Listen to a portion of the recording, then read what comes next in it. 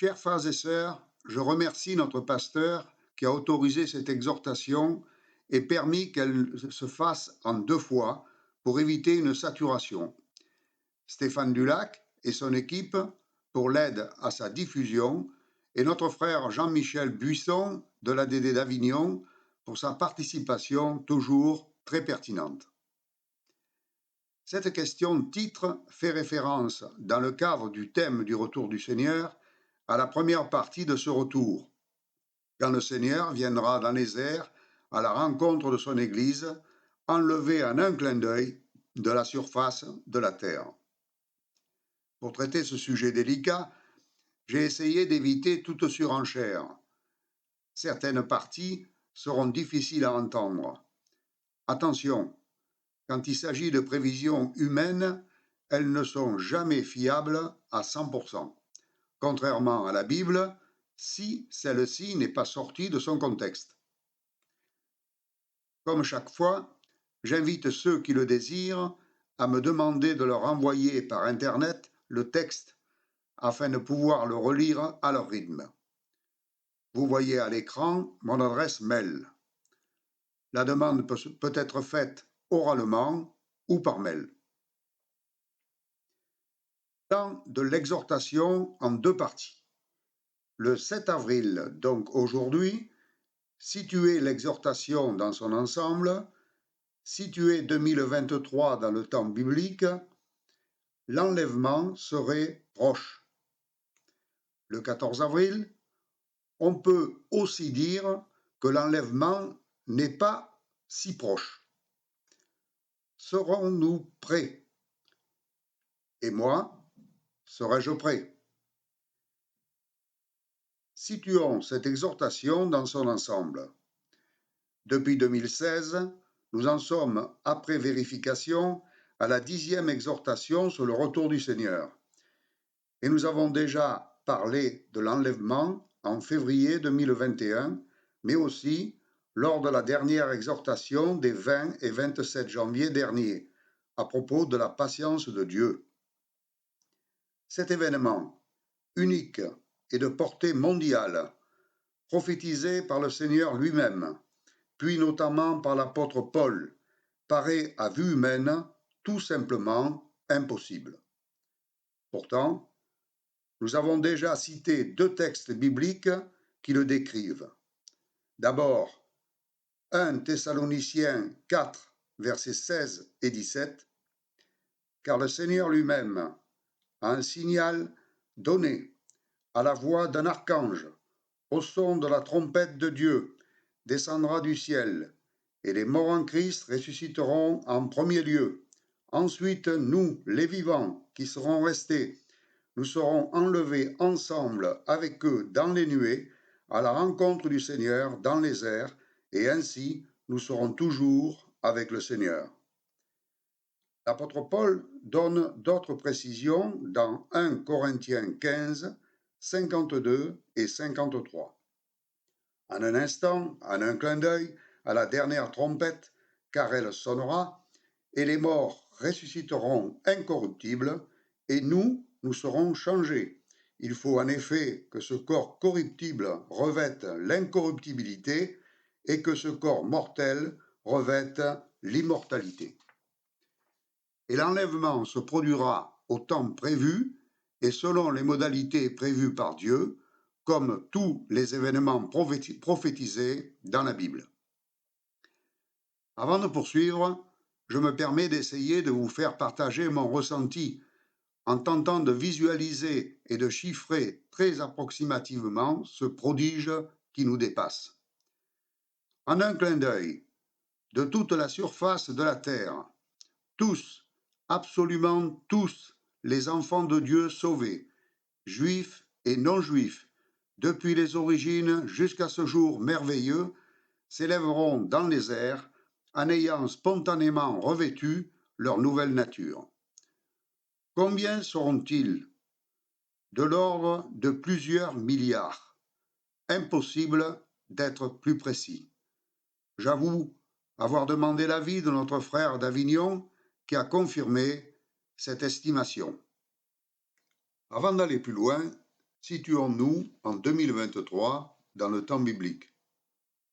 Nous sommes dans le temps de la grâce de Dieu, que notre génération a toujours connu. Mais prenons conscience qu'en 2030, cela fera exactement 20 siècles que Jésus-Christ a accepté de mourir sur une croix pour payer à notre place toutes les fautes de tous les hommes de tous les temps. Et le Père l'a approuvé par sa résurrection. Donc, depuis l'année 30 de notre ère, la justice de Dieu étant satisfaite, Dieu ne punit plus le pécheur et lui fait grâce, si celui-ci reconnaît son péché et croit que Jésus-Christ est mort aussi pour lui. Mais la Bible nous apprend aussi que le temps de la grâce cessera un jour.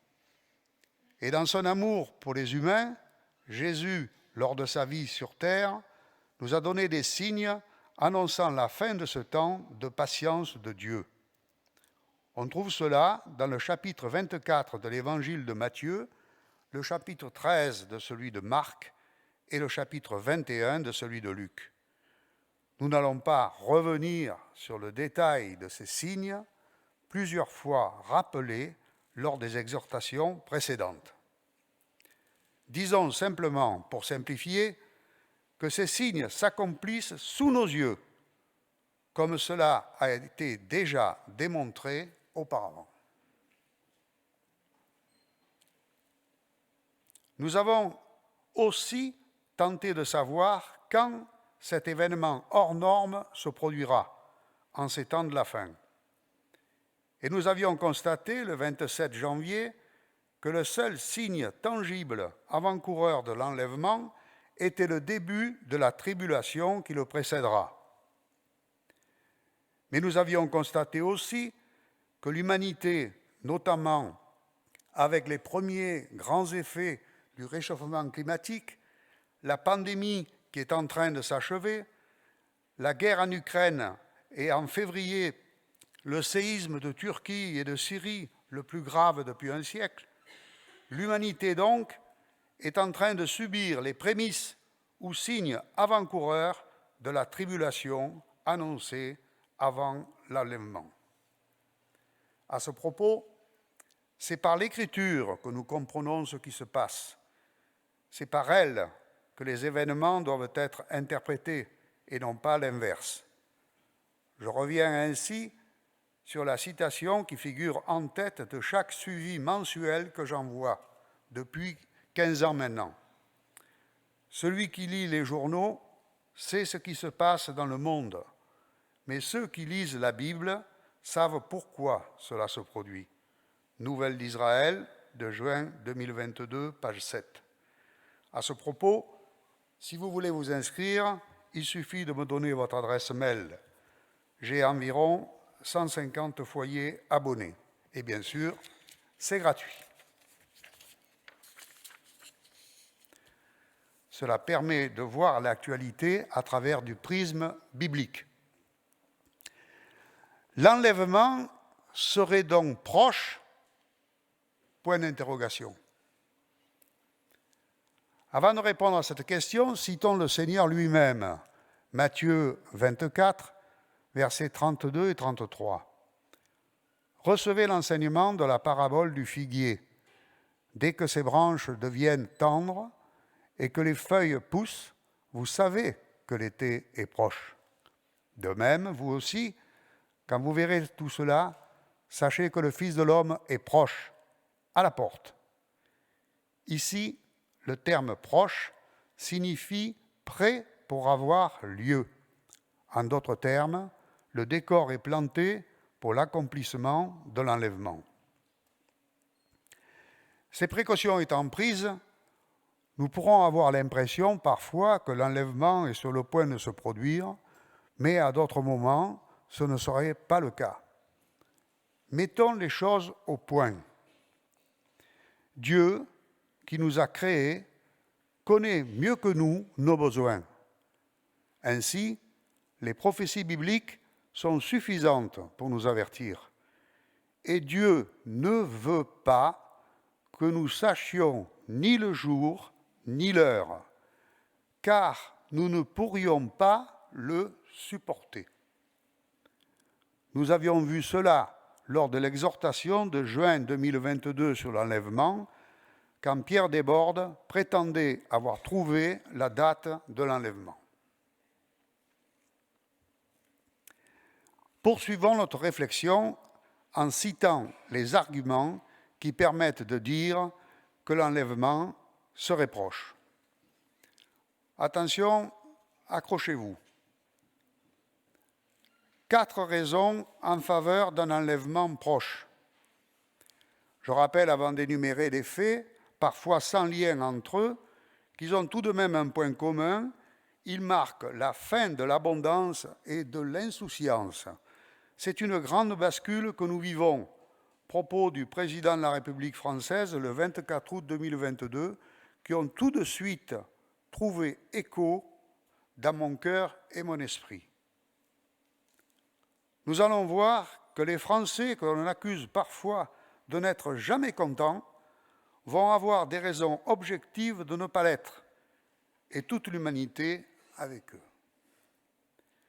D'abord, l'aggravation du réchauffement climatique. D'après les climatologues, l'accentuation du réchauffement climatique va faire monter bien avant 2050 les températures à plus de 50 degrés dans certaines parties du globe, les rendant largement inhabitables. Ces températures sont déjà atteintes à titre exceptionnel en Australie, en Inde et au Pakistan notamment. Mais l'Iran, Oman, le Koweït, l'Égypte, l'Arabie saoudite, le Soudan, l'Éthiopie, la Somalie, le Yémen vont atteindre ces niveaux extrêmes d'ici seulement quelques années, y rendant la vie impossible. Il y a aussi la fonte des glaces qui fait monter le niveau des mers. Plusieurs archipels du Pacifique sont menacés, mais aussi de grandes métropoles portuaires, d'autant qu'une récente étude de début 2023, donc qui date de vraiment quelques mois, affirme que les prévisions concernant la fonte des neiges et glaces du Groenland et de l'Antarctique sont fausses. Pourtant, elles ont été élaborées les dernières en 2015 pour la COP de Paris. Mais c'est les mêmes qui ont refait les calculs qui disent qu'elles sont fausses, car tous les paramètres n'avaient pas été pris en compte. Ces calottes ont perdu de l'an 2000 à aujourd'hui plus de 50 milliards de tonnes par an.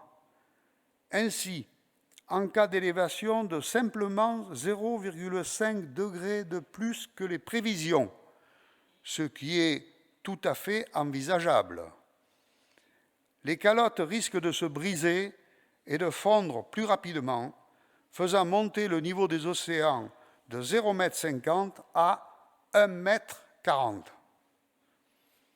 en fonction du nombre de cassures de ces calottes. Attention, les scientifiques se sont déjà trompés à ce sujet,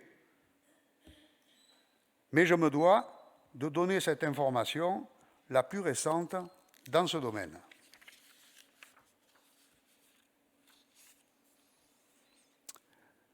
Ceci est donc possible, mais pas à 100%. On comprend ainsi que plusieurs archipels du Pacifique, mais aussi les côtes du Bangladesh, du Pakistan, de l'Égypte, de la Thaïlande, du Nigeria et du Vietnam vont disparaître à moyen terme. Troisième constat, le réchauffement climatique accentue les extrêmes. La chaleur et le froid, la pluie et les sécheresses nuisant à l'agriculture. Ainsi, les récoltes se font plus rares, les prix augmentent et les plus précaires ne parviennent plus à se nourrir. En 2020, 10 000 personnes mouraient chaque jour. Et en 2021, 828 millions étaient sous-alimentés, c'est-à-dire un dixième de la population mondiale. Au fil des années, ces phénomènes météorologiques et leurs conséquences vont devenir de plus en plus sévères, engendrant de grandes souffrances qui feront partie de la tribulation annoncée.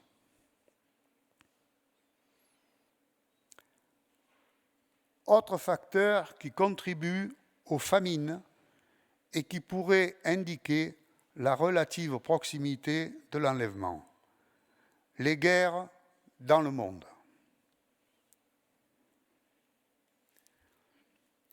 Elles donnent une bonne indication car il y en a qui apparaissent évidemment dans la tribulation. D'après les politologues et des experts militaires, les tensions actuelles dans le monde vont probablement aboutir à des conflits armés autour des années 2030. Mais ce n'est qu'une prévision géopolitique. Déjà, en février dernier, le secrétaire général des Nations Unies disait « Le monde se dirige vers un conflit plus large », faisant allusion à l'Ukraine et même à Taïwan. Les perspectives de paix ne cessent de se réduire. Quels sont ces futurs théâtres d'opération ? Toujours l'Ukraine, si le conflit perdure, car personne ne peut dire quand il cessera. Le Point du 16 février recensait 8 scénarios possibles. Le Point, c'est l'hebdomadaire. Et notait que le secrétaire général de l'ONU craignait fortement celui où, je cite, « le conflit embrase la planète ». D'ailleurs, pourquoi l'OTAN met-il en place des troupes dans les pays baltes et en Roumanie, sinon pour prévenir leur invasion ? Signe inquiétant, fin février, la CIA alerte publiquement qu'elle soupçonnait la Chine de vouloir à court terme fournir des armes à la Russie. Remarquons que la guerre va faire diminuer la production de céréales, surtout en Ukraine, grenier à blé du monde, capable de nourrir 600 millions de personnes avant le conflit. Et les pays dépendants, comme beaucoup en Afrique, vont connaître la famine dont ils ont déjà été menacés dès 2022. Il y a aussi Taïwan. La Chine n'est pas intéressée par la coexistence avec l'Occident, mais par sa domination. Une citation du même hebdomadaire, du mois de février. L'affaire du ballon espion de fin janvier et les réactions chinoises confortent cette opinion.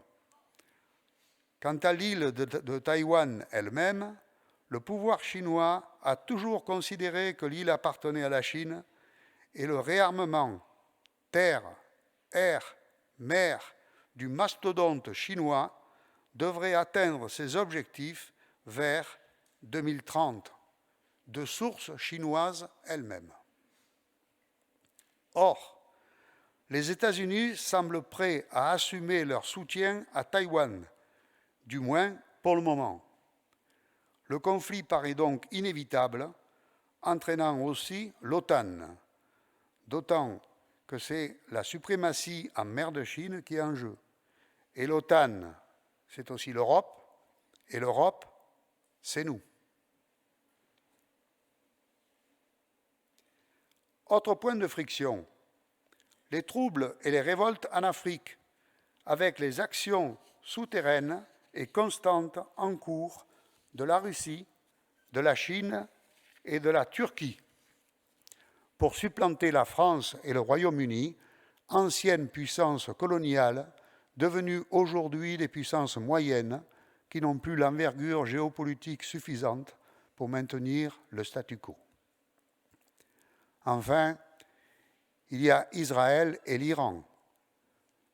Le pays des mollahs affichait ouvertement son désir de rayer Israël de la carte et qui est en train de s'en donner les moyens, profitant de l'inaction du reste du monde. Mais on ne touche pas à Israël impunément. Et il est très probable qu'il faudra attendre la fin de la dictature de l'Antichrist, comme le dit la Bible, pour que l'attaque finale contre Israël puisse se concrétiser. Mais cela ne fait que 7 ans de plus. D'autres points de tension régionale existent. Le plus grave était, je parle déjà au passé, la rivalité entre l'Arabie saoudite, leader sunnite, et l'Iran, leader chiite, pour la suprématie dans le monde musulman. Mais un accord avec rétablissement des relations diplomatiques entre les deux pays le 11 mars et rapprochement de l'axe russe et chinois au détriment des Occidentaux est en train de s'opérer. Rappelons que l'affrontement au Yémen a déjà fait 11 000 morts depuis 2014. Bref, je réclame toute votre attention. Il y aura vraisemblablement des affrontements entre le bloc des dictatures Russie, Chine, Iran, Turquie, Corée du Nord et alliés africains et celui de l'Occident, États-Unis, Royaume-Uni, Europe, Australie et autres alliés. Mais ce n'est qu'une prévision géopolitique. En clair, il y a de fortes chances que cela se produise, mais ce n'est pas certain. Et les conséquences douloureuses de ces conflits armés vont s'inscrire, comme nous venons de le dire, dans les souffrances de la tribulation qui s'annonce, dont nous connaissons que les signes avant-coureurs. À propos de la Turquie, certains seront surpris parce qu'on croit savoir que la Turquie est membre de l'OTAN. Mais je précise qu'elle achète ses missiles balistiques de défense S-400 à la Russie, ce qui est un signe objectif de volte-face prochaine. Pour le moment, ce pays a, comme on dit, deux fers au feu. Une troisième raison nous fait penser que l'enlèvement serait proche. Le système de l'Antichrist est déjà là. Suivons le pasteur Jean-Marc Taubois dans sa description « Livre de l'Antichrist » paru en août 2021. Ce système repose d'abord sur l'antisionisme, sachant que Sion, c'est Jérusalem.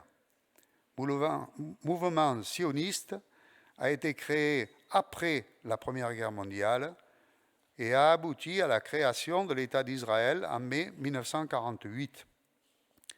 On parle aujourd'hui d'antisémitisme. Et cette opposition à Israël est mondiale. Il y a même des chrétiens antisémites. En remontant le temps, en France et dans le monde, 1968, avec le célèbre slogan « Il est interdit d'interdire », a été le point de départ pour briser l'ordre établi. J'avais 24 ans à l'époque, on ne m'en a pas parlé, je l'ai vu. Un processus est alors enclenché, toujours en cours, et allant de pire en pire.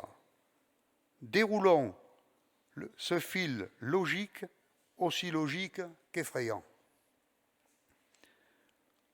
Tout d'abord, il commence par le rejet du christianisme, qui représente l'ordre ancien.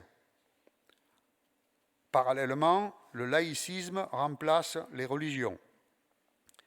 Chacun fait ce qui lui semble bon, individualisme et égoïsme.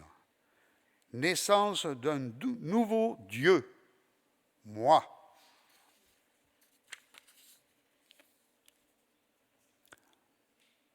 On trouve le bonheur dans la consommation, guidée et encouragée par les GAFAM. Google créé en 1998, Apple 1976, Facebook 2004, Amazon 1994, Microsoft 1975. Ces sociétés multinationales qui ont aujourd'hui entre 20 et 55 ans se sont multipliées depuis. Autre dogme, jouissez sans entrave, qui entraîne la libération sexuelle. Le divorce se banalise. D'ailleurs, on se marie de moins en moins et plus pour la vie. Le tabou de l'homosexualité est levé. Et aujourd'hui, on en arrive à changer de sexe si celui de la naissance ne convient pas. On peut aussi avorter pour convenance personnelle. Et lors d'un discours le 8 mars dernier, notre président de la République a annoncé vouloir inscrire le droit à l'interruption volontaire de grossesse dans la Constitution française. Bref, à force de descendre de plus en plus bas, on se demande s'il est possible de faire pire.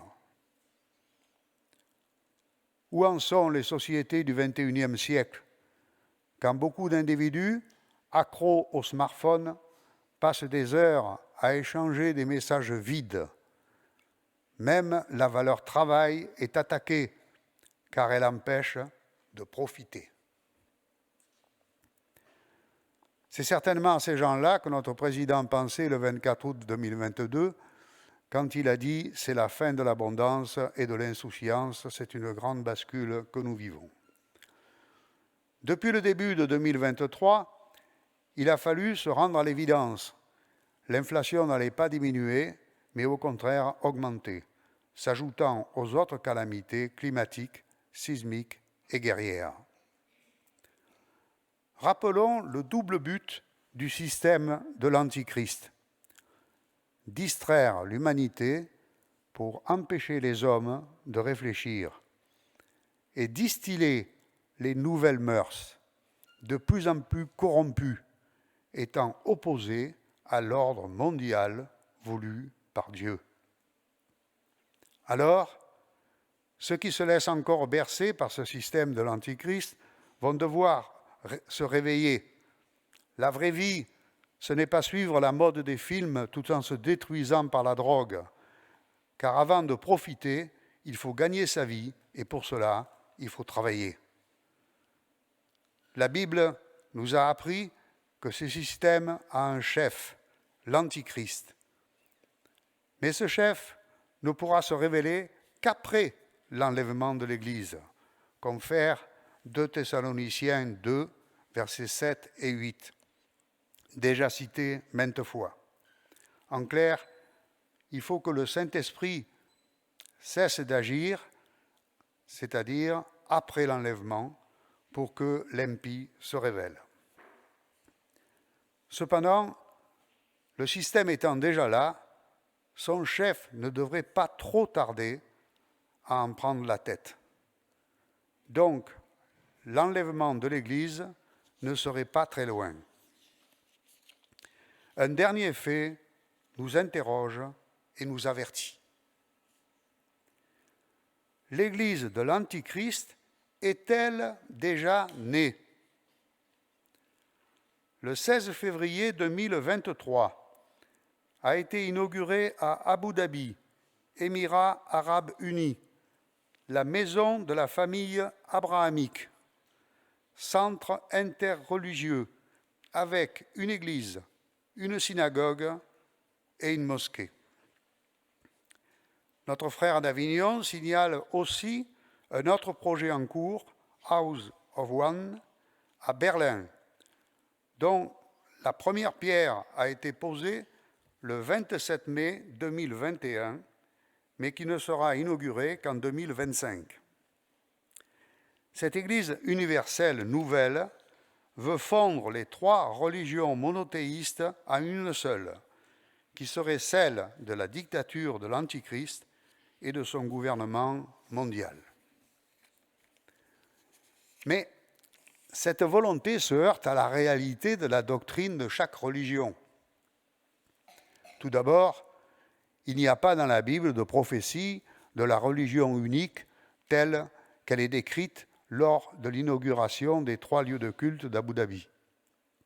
Ensuite, il y a des incompatibilités doctrinales entre ces 3 religions monothéistes. Très succinctement, les musulmans adorent Allah, qui à l'origine était une idole lunaire. Et pour eux, Jésus n'est pas fils de Dieu, son rang de prophète est inférieur à celui de Mahomet. Les catholiques refusent d'adorer Allah, car ils adorent le même Dieu que les juifs. Par ailleurs, ils ont rajouté le culte de Marie et des saints. Chez les Juifs, la Torah ordonne « C'est le Seigneur ton Dieu que tu adoreras, et c'est lui seul que tu serviras. Vous ne vous ferez pas de faux dieux. » Donc, même avec beaucoup de tolérance, fondre ces 3 églises en une seule semble impossible. Et cet éloge de la différence va trop loin. À moins que, n'oublions pas que le pape est à l'origine de ce projet, rêvant peut-être d'un œcuménisme élargi dominé par l'Église catholique. Et puis, M. Donald Trump, alors président des États-Unis, avait aussi appuyé ce projet. En toute hypothèse, cette Église devrait ressembler à la description qu'en donne Apocalypse 17, qui parle de la grande prostituée, 17.1, vêtue de pourpre et d'écarlate, 17.4. Sur son front était écrit un nom, Babylone la Grande, 17.5. Je te dirai le mystère de la femme et de la bête qui la porte, 17.7. La femme que tu as vue, c'est la grande ville qui a la royauté sur les rois de la terre, 17.18. On ne comprend pas tout, mais les vêtements de pourpre font penser aux ecclésiastiques de haut rang. Le nom de Babylone renvoie à la première Babylone qui voulait s'affranchir de Dieu. La bête qui porte cette femme, c'est l'Antichrist. Et la femme, l'Église ou le mouvement religieux qui lui sera dévoué. Car il ne faut pas oublier que l'Antichrist ira jusqu'à s'asseoir dans le temple de Dieu et se faire passer lui-même pour Dieu. 2 Thessaloniciens, chapitre 2, verset 4. Avec nos connaissances actuelles, on ne peut aller plus loin dans l'interprétation sans prendre le risque de dépasser ce que dit la Bible. Mais soyons certains que rapidement, la connaissance augmentera, comme Dieu l'a promis à Daniel. Daniel, chapitre 12, verset 4. Toi, Daniel, tiens secrètes ces paroles, et scelle le livre jusqu'au temps de la fin. Beaucoup alors le liront, et la connaissance augmentera. Quoi qu'il en soit, à Abu Dhabi, les 3 lieux de culte sont en activité. Désormais, c'est un fait qui fait dire que l'Antichrist est plutôt proche et l'enlèvement encore plus. Avant de clore ce sujet pour ce soir, il nous reste à préciser qui sera l'Antichrist, plusieurs fois cité avec un petit astérix. Concernant notre exhortation, serons-nous prêts? Cela n'a aucune importance. C'est pourquoi je n'en ai pas parlé. Mais on ne peut esquiver cette question très importante pour les temps qui suivront l'enlèvement.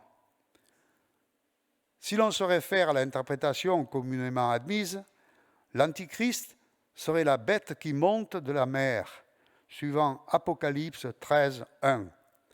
Puis je vis monter de la mer une bête qui avait 10 cornes et 7 têtes. Or, le pasteur Taubois remarque dans les pages 106 et 107 de son livre que cette description est la même que celle de Daniel 9, 24, avec les 10 cornes. Ce serait donc l'Empire romain qui ressurgit. Donc il s'agirait du chef d'une fédération, l'Europe, ce qui est tout à fait envisageable. Et la bête qui monte de la terre serait le faux prophète.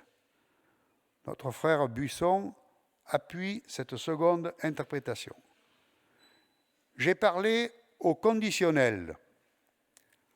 Avec le temps qui reste avant que cet événement ne se produise, la connaissance augmentera encore et lèvera le doute.